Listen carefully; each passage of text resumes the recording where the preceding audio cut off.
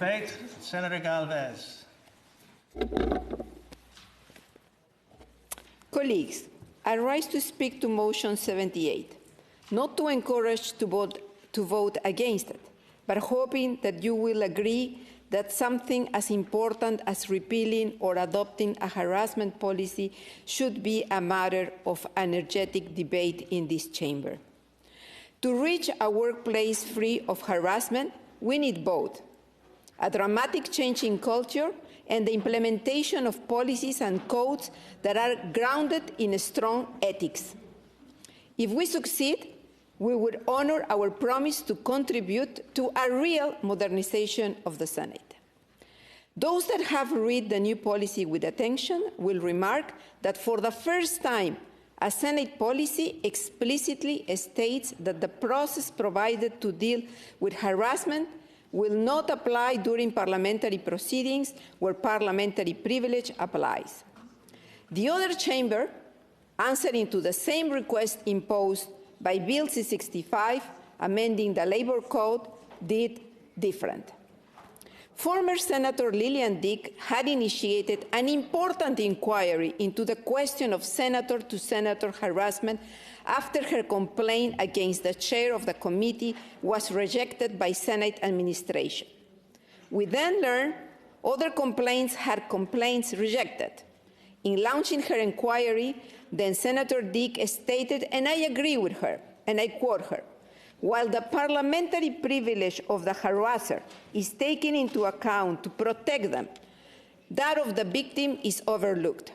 The victim, too, should have their privilege taken into account so that they can carry out their parliamentary activities free from any undue interference or obstruction caused by harassment." End of quote. This new policy does not resolve this problem, but only further specifies that staffers without parliamentary privilege have less remedies for harassment occurring during parliamentary proceedings. How did we end up with a blanket exclusion of parliamentary proceedings from the application of this policy? To whom this exclusion benefit? This question has not been answered, but for external eyes, and we worry about the public impression, it is clear that senators appear to be shielded. In a recent information session given by the law clerk, he stated that parliamentary debates were excluded from the policy application.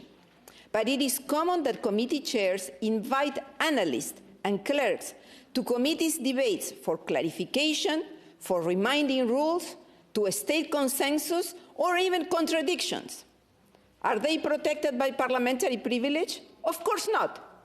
Yet, in page 2, line 5 of the policy, we read, and I quote, "Individuals taking part in parliamentary proceedings are covered by parliamentary privilege in order to enable the Senate and senators to fulfill their constitutional role without undue interference, obstruction, or fear of external retribution." This sentence seems to be there to protect individuals participating to parliamentary proceedings. Aren't clerk and analysts not individuals? The law clerk office gives 7 categories of privilege that includes a set of freedoms and rights. The main one being, and it appeared in bold, exclusive control over parliamentary proceedings, including freedom of speech. Section 1.4 of the new policy is called definitions. It would have been extremely helpful to include the law clerk's definition in the policy for clarity, for transparency. Indeed, it appeared contradicting that the policy does not in fact adopt a pre-existing definition of parliamentary proceedings, but made its own broad definition within its introduction. Quote, "Conduct that forms part of the proceedings is broadly defined as words spoken on the record during a Senate sitting or a committee meeting, an action taken pursuant to an order of the Senate or a committee, and certain actions in furtherance of Senate or committee work." Conversely, it will be entirely possible for the Senate as a whole to adopt an anti-harassment policy that will apply to parliamentary proceedings following the footsteps of the UK House of Lords. This would require a change to the rules. The revised policy, which was proposed by SIVA for adopting by the Senate in February 2020, did not mention parliamentary proceedings or parliamentary privilege. SIVA's third report of the last parliamentary session, which introduced the revised policy, also proposed to have the Rules Committee examine amendments to the rules of the Senate and the Ethics Committee examine amendments to the Ethics Code, both by April 30, 2020. But it never happened. Then, the pandemic opened our work and made the dysfunctions of our institution even more acute. The revised policy and its adoption process die on the order of paper. Maybe limited sittings and the order of paper play with delaying tactics made the former process seem unlikely to fall in a timely fashion and in a simplified process of adoption by SIVA without changes to rule was favored.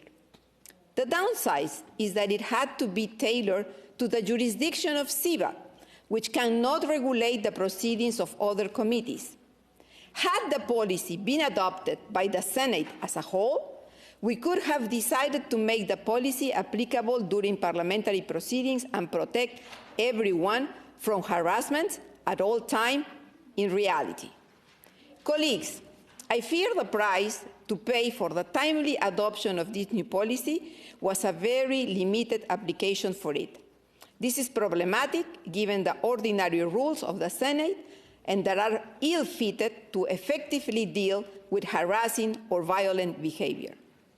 The rules of conduct only prohibit unparliamentary language or conduct that reflects adversely on the position of a senator or the Senate.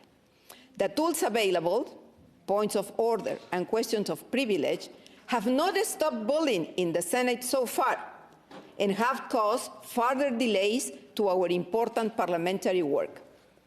The new policy fails to recognize that bully behavior must be stopped when it's used as a deliberate and effective partisan tactic to delay business on the Senate order paper. It has become very obvious that creating delays is the ultimate power tool. Taking time away from debates on bills can indeed kill bills.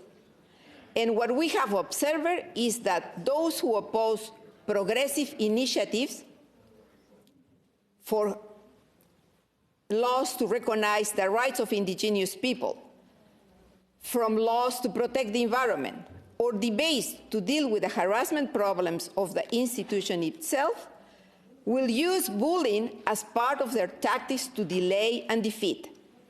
Requiring victims of bullying to raise point of order or question of privilege further adds to the order paper, which we rarely get through, and to delays, keeping the institution in an almost dysfunctional state and ensuring the victory of the bullies. What happened to Lillian Dick is a prime example of this. Senator Dick could not turn to the chair as proposed by the policy. She was the chair, and her protest could not end the problematic behavior. Had she raised a point of privilege in chamber, she would have only added to the delays which were plaguing the end of the 42nd parliamentary session, with many bills awaiting in line for adoption, ensuring the victory of her harassers. The UNDREP bill died on the order of paper due to dilatory tactics, as Senator Dick's harassment complaint was rejected by the administration due to parliamentary privilege, and as it was reported by the media like the Hill Times. Leaving questions of privilege and point of order as the only recourse is unfair, unworkable, and actually quite cruel, in that it forces the victim to narrate to real life in public extremely private, difficult, and demeaning experiences. The policy ignores the traumatizing effect of bullying, which can interfere with the ability to think clearly. How can a victim argue one's case effectively before the cameras immediately after a trauma, and as is required by the Senate rules, only to have it debated between senators, likely denied by the would-be harasser? If the victim of abuse during parliamentary proceedings happened to be an employee, they have no recourse except to ask a senator to speak on their behalf. Would the victim want such a personally invasive and upsetting matter to be broadcasted across the nation on same view? Obviously not. Without meaningful change in culture, bullies will win in all counts, whether they successfully bully their victims into silence or apathy, or whether a victim chooses to stand up for herself. The way parliamentary privilege is invoked in the new policy protects only one aspect of parliamentary privilege, freedom of speech, but very poorly protects our privilege to be free from intimidation. Yet, in 2015, a report from the Rules Committee under Senator White chairing, entitled "A Matter of Privilege, a discussion paper on Canadian parliamentary privilege in the 21st century," recognizes harassment can be a form of obstruction and concluded that, and I quote, Parliament should proactively re-evaluate and reconsider parliamentary privilege in the Canadian context, and that the need for such a review in Canada is accentuated by the constitutional entrenchment of the Charter, a unique feature among fellow Commonwealth countries. End of quote. Why we did not follow these recommendations? Where 11 male senators participated into this study, and I agree with their conclusions. I think a number of us, if some didn't fear the consequence, will rise to say that bullying in this chamber has hampered our ability to debate issues fearlessly. How can we solve the harassment problem if we don't know the extent of the harassment in the Senate? Colleagues, finally, in conclusion, March was the International Month of Women, and it is worth remembering that according to a recent IPU report, 82% of women parliamentarians experience psychological violence. This is the time that we should rise and be brave to give the right example to our daughters, but also to our sons, so that they don't fear speaking out and defending their rights and freedoms. Thank you.